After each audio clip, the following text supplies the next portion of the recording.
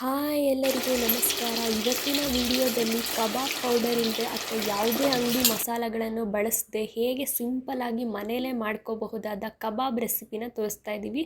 ಬನ್ನಿ ಹೇಗೆ ಮಾಡೋದು ಅಂತ ನೋಡೋಣ. ಒಂದು ಅರ್ಧ ಮುಕ್ಕಾಲು ಕೆಜಿಯಷ್ಟು ಚಿಕನ್ ತೊಗೊಂಡಿದ್ದೀವಿ.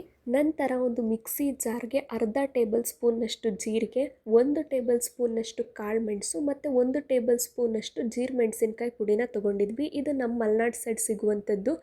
ಹಸಿಮೆಣಸು ಗ್ಯಾಸ್ಟ್ರಿಕ್ ಅನ್ನೋ ಒಂದು ಉದ್ದೇಶದಿಂದ ತೊಗೊಂಡಿದ್ದೀವಿ. ನೀವು ಬೇಕಾದರೆ ತೊಂದರೆ ಇಲ್ಲ ಅಂತ ಅಂದರೆ ಒಂದು 3 ಹಸಿಮೆಣಸು ಅಥವಾ 1 ಟೇಬಲ್ ಸ್ಪೂನಷ್ಟು ಅಚ್ಚ ಖಾರದ ಪುಡಿನ ತೊಗೊಬಹುದು. ಮತ್ತು ಒಂದು 2 ಟೇಬಲ್ ಸ್ಪೂನ್ನಷ್ಟು ಶುಂಠಿ ಬೆಳ್ಳುಳ್ಳಿ ಪೇಸ್ಟ್ನ ತೊಗೊಂಡು ಚೆನ್ನಾಗಿ ಫೈನಾಗಿ ರುಬ್ಕೊಂಡಿದ್ದೀವಿ. ನಂತರ ಒಂದು ಪಾತ್ರೆ ತೊಗೊಂಡು ಅದಕ್ಕೆ 1.5 ಚಮಚದಷ್ಟು ಅಚ್ಚ ಖಾರದ ಪುಡಿ, 1/4 ಟೀ ಸ್ಪೂನ್ ಅರಿಶಿಣ ಪುಡಿ, ಹಾಗೆ 1 ಚಮಚದಷ್ಟು ಧನಿಯಾ ಪುಡಿ,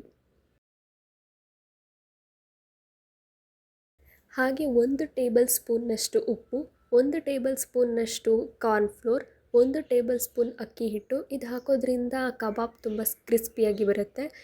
ಹಾಗೆ 1.5 ಚಮಚದಷ್ಟು ಶುಂಠಿ ಬೆಳ್ಳುಳ್ಳಿ ಪೇಸ್ಟ್, ಹಾಗೆ 1 ಮೊಟ್ಟೆ ಹಾಕಿ ಚೆನ್ನಾಗಿ ಕಲಿಸ್ಕೊಳ್ಳಿ.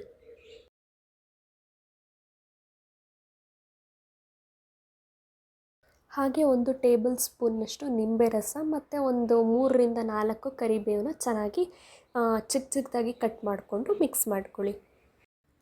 ನಂತರ ಚಿಕನ್ನ ಸೇರಿಸ್ಕೊಂಡು ಚೆನ್ನಾಗಿ ಮ್ಯಾರಿನೇಟ್ ಮಾಡ್ಕೊಳ್ಳಿ.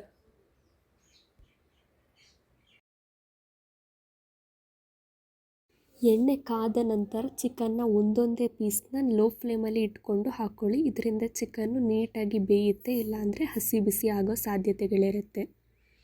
ಮನೆಯಲ್ಲೇ ಸಿಂಪಲಾಗಿ ಕಬಾಬ್ ಪೌಡರ್ನ ಬಳಸದೆ ಈ ರೆಸಿಪಿನ ಟ್ರೈ ಮಾಡಿ.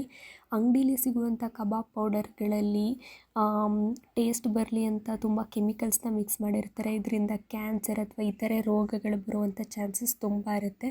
ಸೊ ಆದಷ್ಟು ಮನೆಯಲ್ಲೇ ಸಿಗುವಂಥ ಪದಾರ್ಥಗಳನ್ನು ಯೂಸ್ ಮಾಡಿಕೊಂಡು ಅಡುಗೆನ ಮಾಡಿ ಅಂತ ಹೇಳ್ತಾ ಥ್ಯಾಂಕ್ ಯು ಫಾರ್ ವಾಚಿಂಗ್.